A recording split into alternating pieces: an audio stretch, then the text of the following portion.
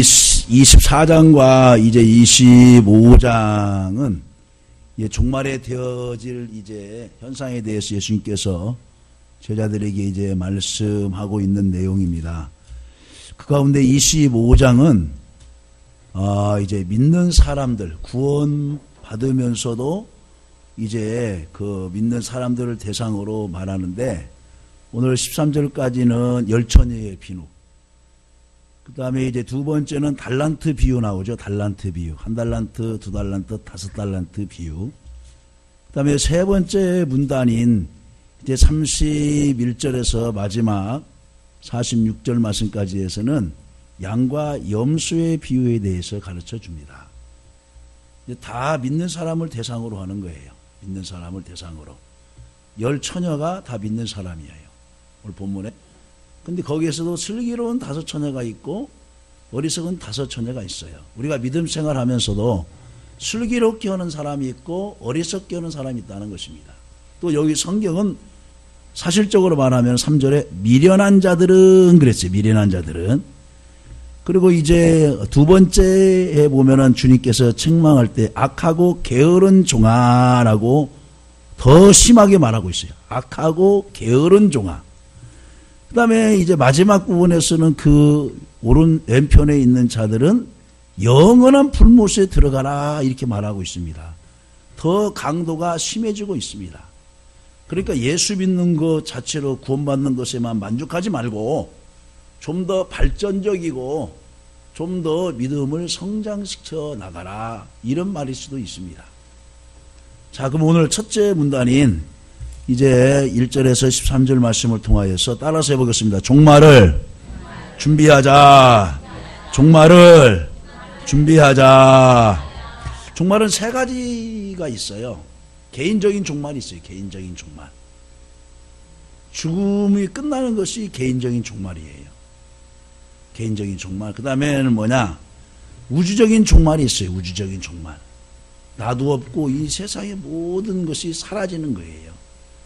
쉽게 말하면 전쟁이 일어나서 화산 폭발에 대해서 나와 내 민족이 없어질 수도 있어요. 옆에 살았던 사람이 그냥 어제까지 봤는데 없어졌어요. 이 우주적인 종말이에요. 그 다음에 역사적인 종말은 무엇이냐? 역시 오전에도 얘기했지만은 한 나라가 사라져버렸어요. 흔적만 있어요. 어떤 근거만 있지 다 사라져버렸어요. 역사적인 종말이죠. 에돔이 역사적으로 멸망했어요. 그 다음에 이제 블레셋, 팔레스타인 지역이라고 그래요.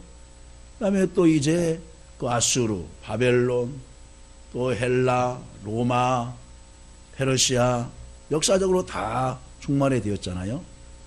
오늘 본문의 말씀에 보면 이제 예수님이 오셨을 때 내가 어떻게 해야 되느냐.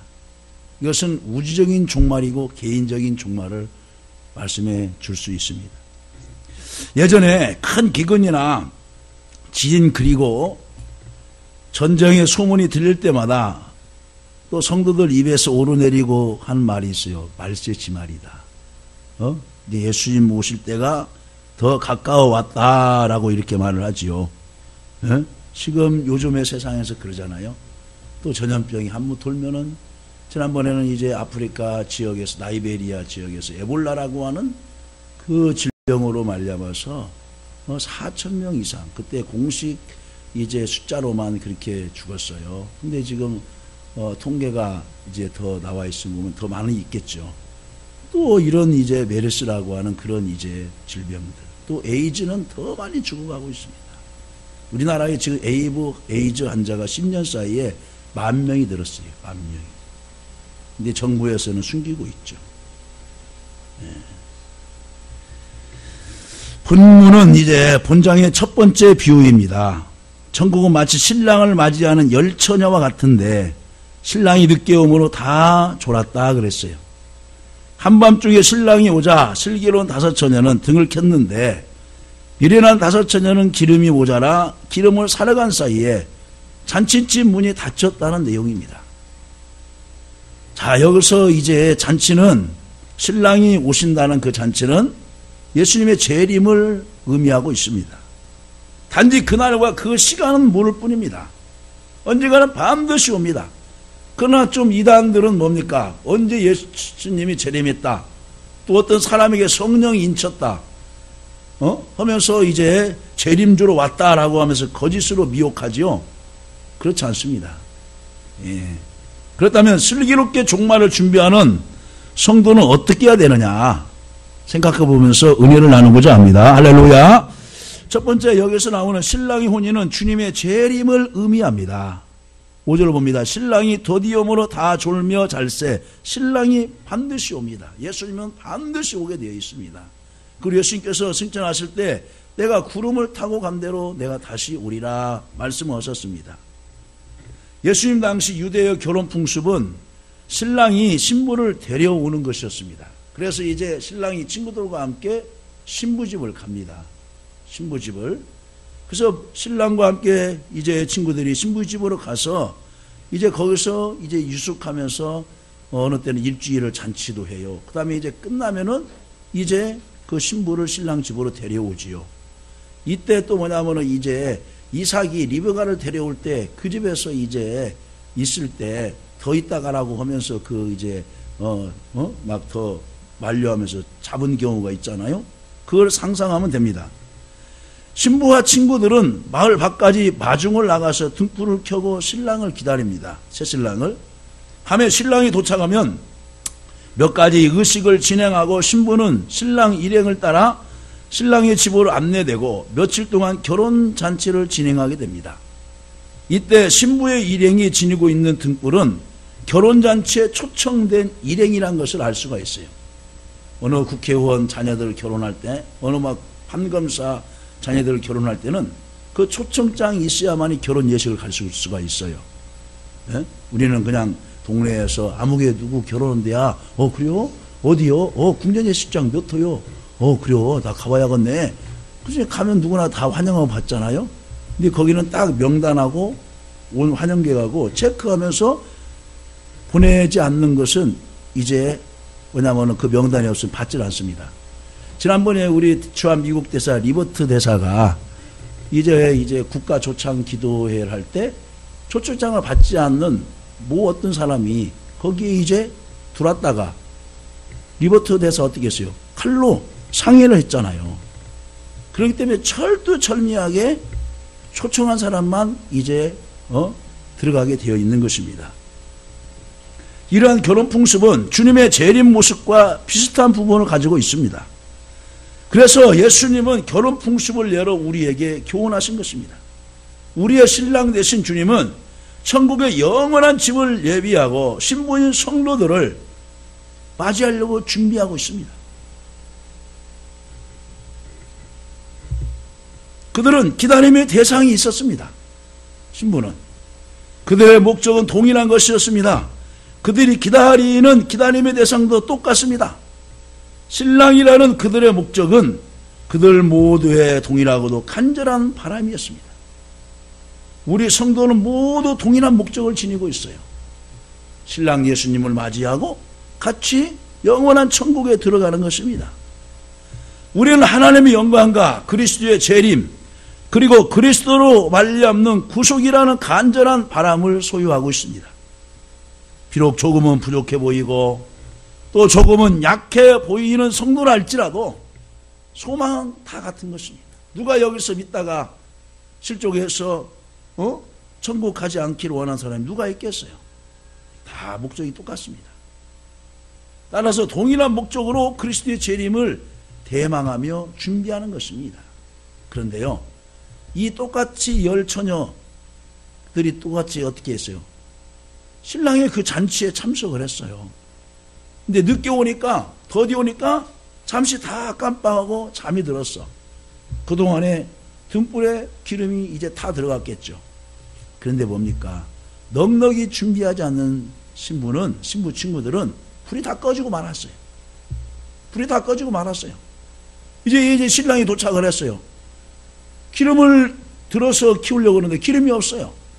그러니까 횃불을 가지고 그 이제 맞이한 사람만 들어가고 나머지는 먼 길을 왔을지라도 돌아가라 하면서 돌려보내는 것입니다. 두 번째는 뭐냐?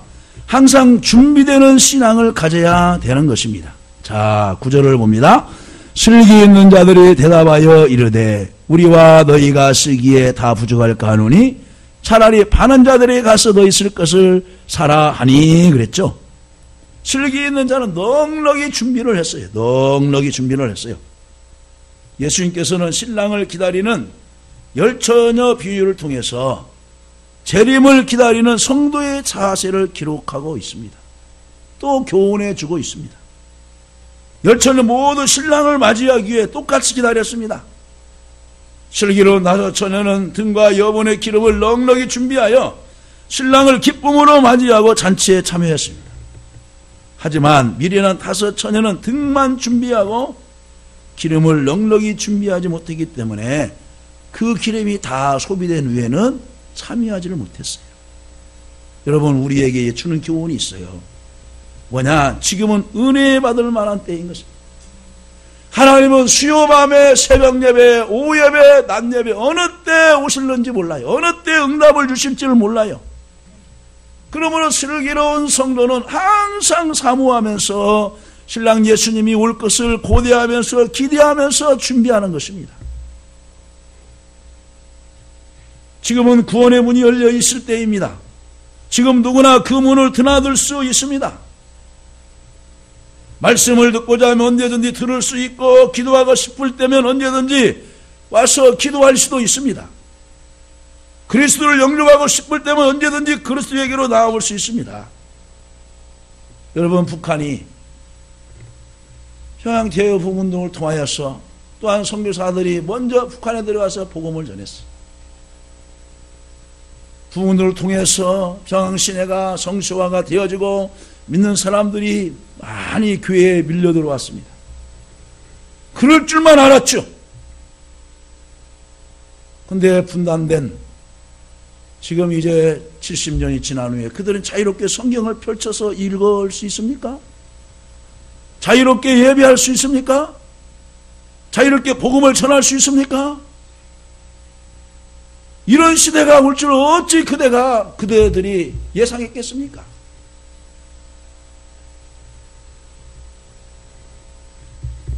다음에 하겠지, 다음이면 되겠지라고 하는 생각은 맞지 않습니다. 그래서 지금 은혜를 받아야 되는 것입니다. 따라서요, 지금 은혜를 받자. 지금 은혜를 받자. 그래서 고린도후서 6장 2절에는 그랬잖아요. 지금은 구원을 받을 만한 때요, 은혜의 날이로다 그랬어요. 은혜의 날이로다. 내 날은 내일은 내의 날이 아니에요.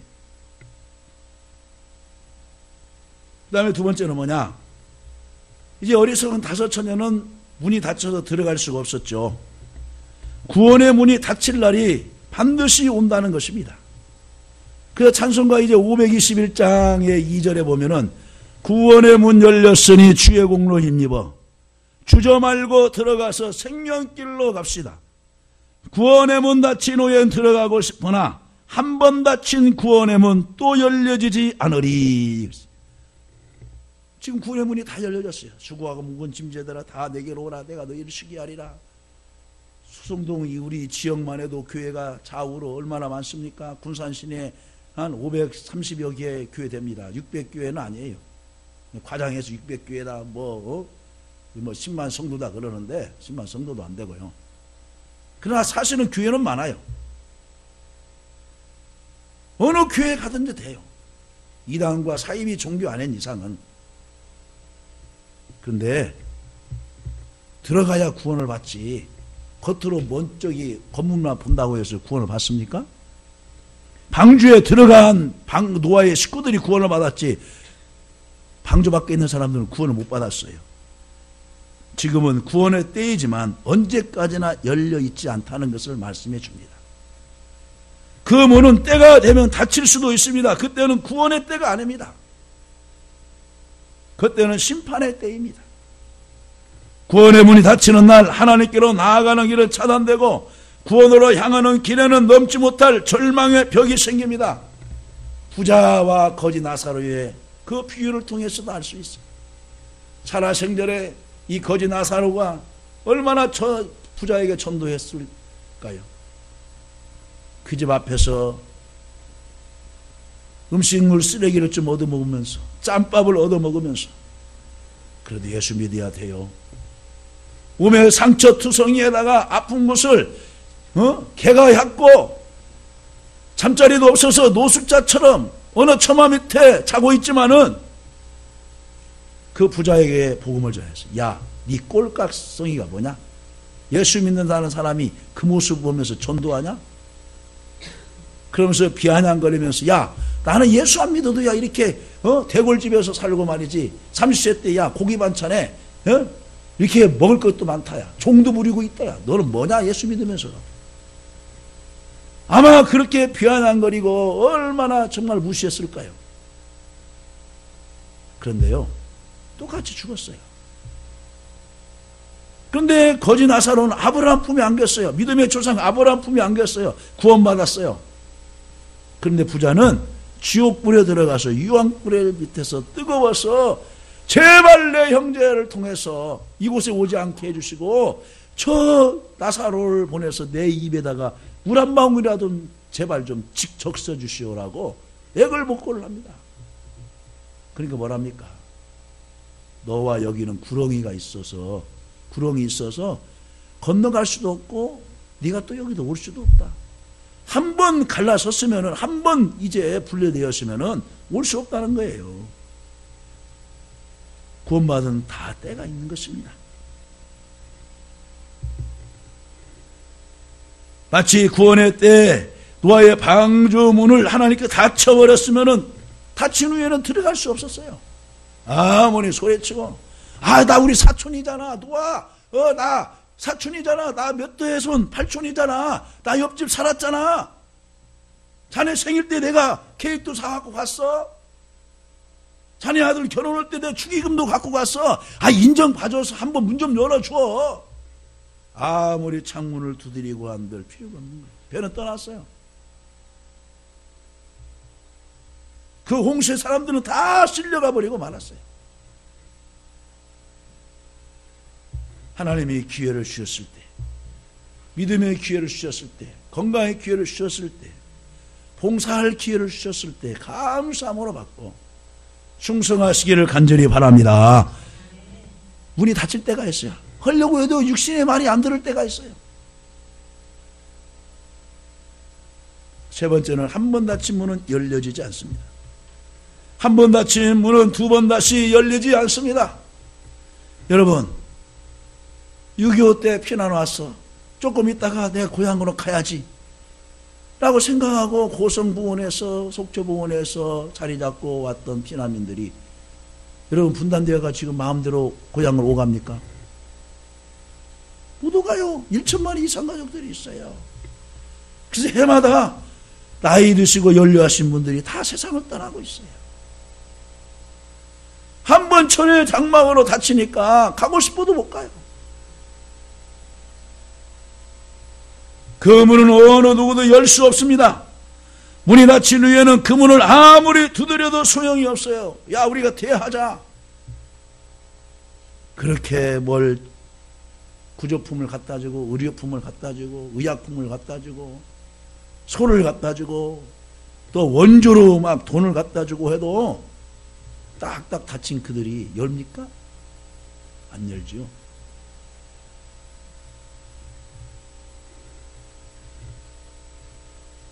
슬기로운 처녀는 여분의 기름을 그릇에 담아 준비했습니다.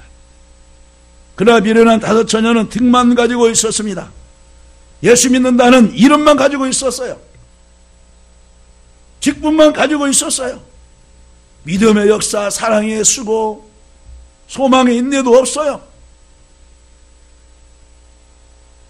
사람들은 여기서 그것이 기름이 무엇이냐를 가지고 논쟁합니다. 어떤 분은 성령이다, 또 신앙의 내용이다. 비유적으로 보면 성령도 되지요. 왜? 우리가 예수 처음 믿을 때는 내주하시는 성령이 계셔요. 그래서 세상 끝날까지 항상 같이 있어요.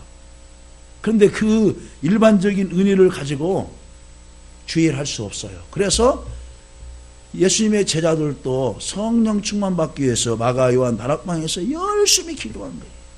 예수님 따라다녔을 때 구원받았잖아요, 제자들.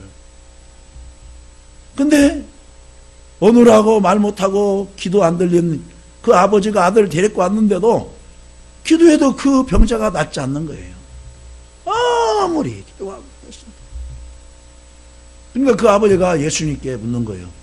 당신의 제자에게 내 아들 데리고 왔는데 이렇게 귀신이 멀쩡하다. 그 예수님께서 제자들에게 말하는 거예요.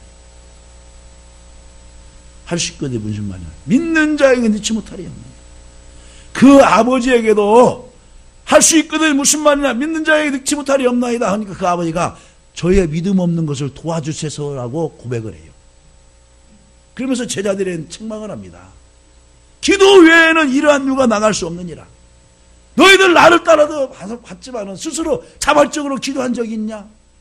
나랑 같이 갈멜산에 올라가고 겟세마네 동산에서 올라가서 기도를 했지만은 졸고 있었고 내가 돌 던질 만큼 떨어져서 좀 기도 좀 해라. 그러면 예수님 기도하는 게 깊게 들어가 있으면은 조금 있다가 이제 고개 들어서 두리번 다음 예수님 기도하시나? 보고 능력이 없었어요. 능력이. 저와 여러분들도 말뿐만인 아닌 성도가 되시기를 주님의 이름으로 간절히 축원합니다.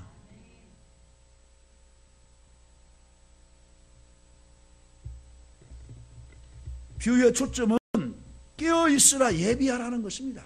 비유의 초점은 깨어있으라 예비하고 있으라. 예비하고 있으라. 과거에 여러분 사스하고 메르스하고 그 질병재난본부에서 이제 비교를 했어요. 그때는 이제 사스가 애국에서 들어온다고 하니까 미리 대처하고 막 해가지고 다른 나라에서는 막 확산되어서 많이 죽었는데 우리나라는 그렇게 피해가 없었어요. 이번에는 뭡니까? 준비를 하지 않은 거예요. 몇 년 전에 우리나라 보건당국 사람하고 미국에서 회의를 또 했어요. 앞으로 몇 년 후면은 이러한 이제 병균 바이러스가 될 텐데 미리들 준비하세요. 자기네들만 갔다 오고 나라에서 회의를 하지 않은 거예요. 당황이 되죠. 준비하지 않으니까 온 국민들 스톱해놓고 뭐 해놓고 경제적 파탄이 많이 일어나고 수출 끊기고 관광객들 끊기고 준비하지 않으니까 그래요. 슬기로운 처녀처럼. 세 번째는 깨어있어야 되는 것입니다. 13절을 봅니다. 그런즉 깨어있으라. 너희는 그날과 그때를 알지 못하느니라. 알지 못하느니라. 주님 오실 날은 아무도 알 수 없어요. 그래서 이제 마태복음 24장 앞전에서 이제 24장 이제 36절에 그러나 그날과 그때는 아무도 모르나니 하늘의 천사들도 아들도 모르고 오직 아버지만 아시느니라. 그래서 아버지만 아시는 거예요. 하나님 아버지만. 하나님 아버지만 아세요. 그러므로 깨어있으라. 그날과 그때는 아무도 알지 못하느니라. 이 슬기로운 다섯 처녀는 왜 여분의 기름을 준비했을까요? 그것은 준비하는 신앙이 있었어요. 바로 다시 말하면은 종말 사상이 있었어요. 종말 사상. 저와 여러분들도 언제 하나님께 부르심 받을 때 받을지 모르니까 항상 죽음을 준비하고 준비를 해야 돼요. 아니 목사님 100세 시대라고 하는데 왜 죽음 얘기를 해요? 우리는 언젠가는 안 죽습니까? 언젠가는 죽어요. 80세에 가서도 죽을 수도 있고 90세에 갈 수도 죽을 수도 있고 100세에 가서도 죽을 수 있고 언젠가는 다 죽게 되어 있어요. 그것을 말하는 것이지 죽음 얘기한다고 슬퍼하거나 기분 나쁠 일이 아니에요. 시간은 확실치 않지만은 사람들은 두 가지 방법으로 대처합니다. 아예 생각지도 않고 아무 준비도 하지 않는 사람이 있어요. 또 다른 방법은 그 시간이 언제 일어나도 괜찮을 만큼 항상 준비하고 있는 것입니다. 그래서 첫 번째 사람은 아무 준비도 하지 않는 어리석은 사람의 비유고, 두 번째 사람은 언제 일어나도 괜찮을 만큼 항상 준비하고 있는 것입니다. 어떤 사람이 지혜로울까요? 후자가 지혜로운 사람입니다. 전혀 기대하지 않는 시간에 어느 한순간에 주님께서 오신다는 것입니다. 주님께서 인자가 다시 올 때 도적같이 오겠다 말씀하셨습니다. 도적같이. 그런데요, 깨어서 준비하는 사람은 도적같이 오시는 주님을 보는 것이 아니라 신랑의 주님으로 나팔을 불고 천사장과 함께 호령하면서 오시는 주님을 맞이하게 될 줄로 믿습니다. 믿지 않는 사람에게는 도적같이 오실 수가 있어요. 모르니까. 근데 우리 주님은 성경을 통하여 그날과 그 시는 아무도 모르니 깨어서 준비하라고 이미 경고해 주셨잖아요. 그럼 우리들이 깨어서 준비하고 하면은 예수님께서 천사장, 천군 천사를 동원해서 오시는 그 모습 우리가 볼 수 있는 거예요. 볼 수 있는 거예요. 예수님의 재림이 언제 이루어질는지 모릅니다. 그렇다면 슬기 있는 자가 되어서 항상 준비해야 될 줄로 믿습니다. 곧 장마철이 옵니다. 그럼 미리 저수지도 점검하고 또 축대도 준비하고 점검하고 하면은 그만큼의 피해를 줄일 수 있어요. 우리나라 항상 태풍 지나가잖아요. 장마 오잖아요. 그러면은 준비한 만큼 인명피해나 또 재산 피해를 막을 수가 있지 않습니까? 우리 신앙생활도 마찬가지예요. 왜 우리가 깨어 있어야 됩니까? 그날과 그 시를 알지 못하기 때문에 우리들이 깨어 있어야 되는 것입니다. 심판의 주님 공의로 타작마당을 정하게 하사 알곡과 쭉정이를 구분하시는 하나님. 처음에는 예수님이 구원주로 오셨어요. 초림은. 그렇죠? 주 예수를 믿으라 그리하면 너와 내 집이 구원을 얻으리라. 이제 하나님이 세상을 이처럼 사랑하사 독생자를 주셨으니 누구든지 저를 믿는 자마다 멸망치 않고 구원 얻게 하려 하십니다. 구원주로 오셨어요. 재림주로 오시는 주님은 양과 염소를 구별하고 슬기로운 처녀와 어리석은 처녀를 구별하고 참 신자와 거짓 신자를 하나님이 구별해 오시는 거예요.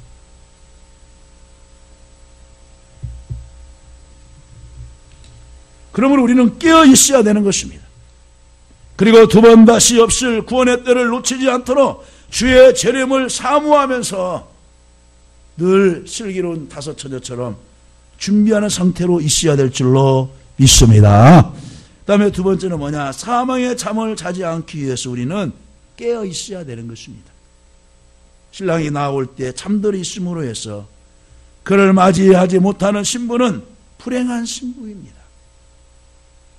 주의 재림이 있을 때 신랑이 잠을 자다가 그를 맞지, 신부가 잠을 자다가 신랑을 맞이하지 못하는 성도는 불행합니다.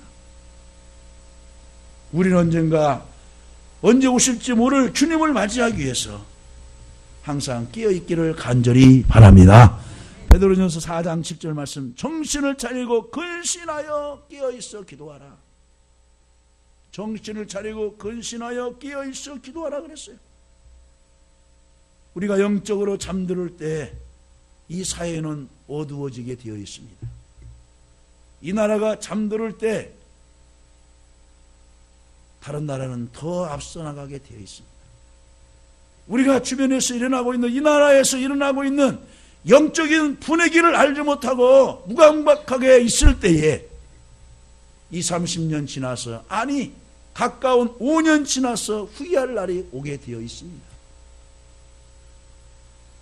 말씀을 뵙습니다. 주님께서는 반드시 오신다고 약속하셨습니다.